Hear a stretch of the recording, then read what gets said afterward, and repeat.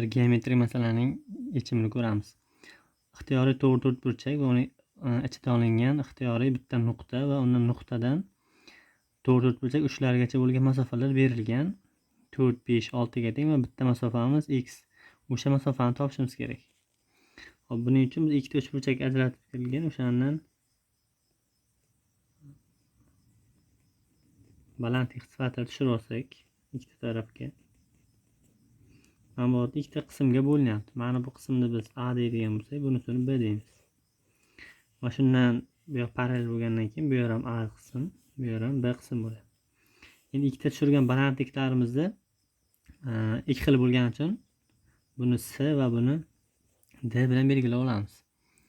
Endi bizada shunda 4 ta to'g'ri burchak, uchburchak hosil bo'lyapti. Bu uchun Pifagor teoremasini qo'llaymiz. Ya'ni bu yerda A ning kvadrati C ning kvadrati bizga x ning kvadrati va B ning kvadrati qo'shilgan C ning kvadrati 5 ning kvadratini beradi.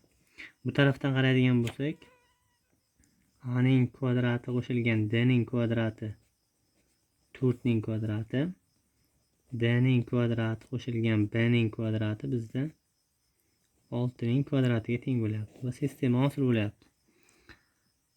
Xo'p, biz birinchi sistema bilan 4-sistemani qo'shadigan bo'lsak, ya'ni bizda nima hosil bo'ladi? A ning kvadrati C ning kvadrati qo'shilgan D ning kvadrati va B ning kvadrati va x ning kvadrati qo'shilgan 6 ning kvadratiga. Hop, ikkinchi tomondan endi ikkinchi sistema va uchinchi sistemaga qo'shib olamiz. Ikkinchi va uchinchilarni qo'shib olgan bo'lsak, A ning kvadrati D ning kvadrati va B ning kvadrati qo'shilgan C ning kvadrati bizda 5 ning kvadrati va 4 ning kvadratiga teng.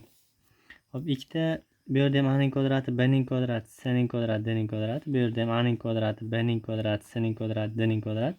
Ikkalasi bir-biriga teng va ikkita sistemani tenglashtirsak bo'ladi. Ya'ni x ning kvadrati 6 ning kvadrati, 5 ning kvadrati, 4 ning kvadratiga teng. Hop, buni hisoblaydigan bo'lsak, x kvadrat bu tomonda 25 qo'shilgan 16 ayirib oladigan bo'lsak 36. Demak, x kvadratimiz teng chiqyapti bu yerda. Hop, 25 ga. Demak, x imiz chiqar ekan ildiz osti 5.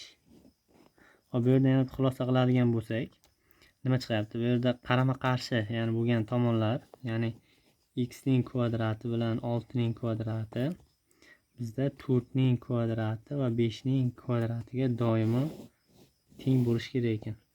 Buni o'zingiz uchun bir formula sifatida ham olib qo'ysangiz bo'ladi.